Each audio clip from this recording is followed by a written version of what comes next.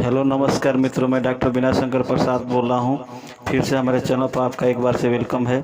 आज का हमारा सब्जेक्ट है, टॉपिक है, विषय है कि वैक्सीन आपको लेना चाहिए कि नहीं लेना चाहिए।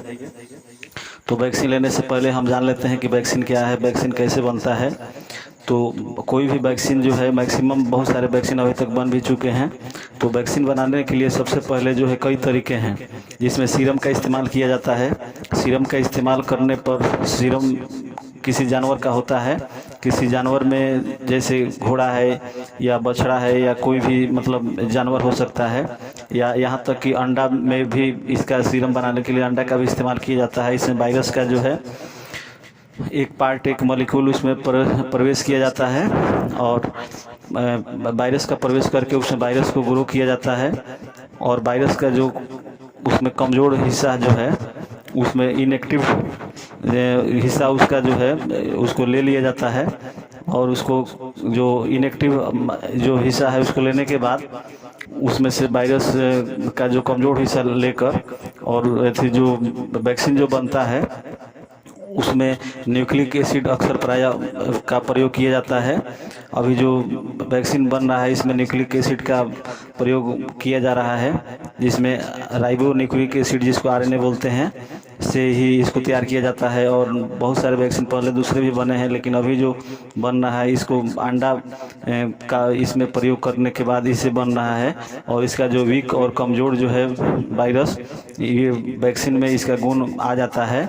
और वही वैक्सीन लगाने के बाद आदमी को जो है उसके अंदर वैक्सीनेशन होने के बाद आदमी के अंदर जो है ये उसका एंटीबॉडी तैयार होता है। उसको जो दूसरे वायरस हैं, जो मजबूत वायरस हैं, उनके अगेंस्ट उनके खिलाफ लड़ने के लिए आपका शरीर तैयार होता है, जो एंटीबॉडी बनते जाता है, जो उसके खिलाफ फाइट करने के लिए तैयार होता है।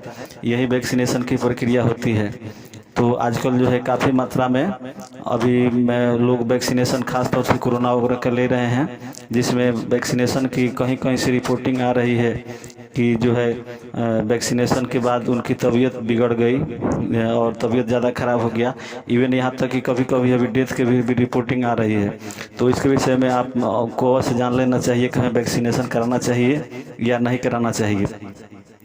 तो वैक्सीनेशन के बाद अक्सर अगर बुखार या शरीर में दर्द या थकान जैसा मतलब महसूस होता है, तो सुस्ती जैसा लगता है और शरीर में हल्की दर्द इस टाइप का लगता है, तो ये कोई गलत लक्षण नहीं है। वैक्सीनेशन के बाद ये प्राय देखा जाता है, लेकिन ये जो है अधिक मात्रा में इसका नहीं होना चाहिए। जो सिम्टम है एग्रीवेट नहीं करना चाहिए, सिम्टम ज़्यादा मजबूत ज़्यादा नहीं होना चाहिए। सिम्टम ज़्यादा होने पर आदमी की तबीयत बिगड़ सकती है और कभी कभी डेथ होने की भी रिपोर्टिंग सामने दिखाई दे रही है, खासतौर से कोरोना वैक्सीन को लेकर। तो इसमें आप जो है सभी लोग असमंजस की स्थिति में हैं। तो इसको मैं बता देना चाहूँगा कि वैक्सीनेशन लेने से पहले आप अपना पहले हेल्थ चेकअप करा लें, तो वैक्सीनेशन लें।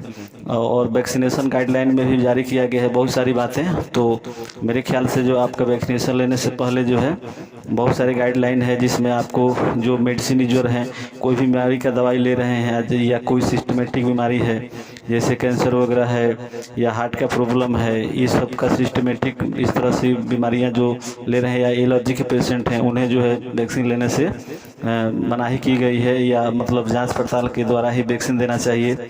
और ये हॉस्पिटल मैनेजमेंट की जिम्मेदारी है कि पेशेंट को जांच पड़ताल करके ही वैक्सीनेशन दें, लेकिन ऐसा नहीं हो रहा है। अगर हॉस्पिटल मैनेजमेंट आपको जांच पड़ताल के बाद वैक्सीनेशन नहीं कर रहा है, तो इसमें जो है आप अपने से जांच पड़ताल कर अपना शरीर को करा कर तभी वैक्सीनेशन ले सकते हैं। तो आपको साइड इफ़ेक्ट की चांस बहुत कम होगी। तो आप पूछेंगे कौन कौन सा जांच, तो सबसे पहले इसमें आपको जो है ESR जांच करा लेना चाहिए, और इस्नोफिल कम से कम 2 जांच ESR और इस्नोफिल आप यदि जांच करा लेते हैं, और भी बहुत सारा जांच है जैसे कोलेस्ट्रॉल इत्यादि है, तो ये सब हार्ट या अदर परेशानियों के लिए है।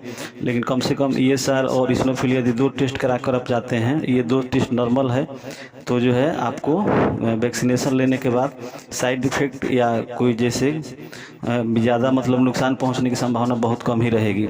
तो 2 टेस्ट अवश्य अपने से भी करा सकते हैं, किसी लैब में जाकर अपने स्तर से भी करा सकते हैं, जिसको ESR बोलते हैं, इरेथ्रोसाइट सेडिमेंटेशन रेट।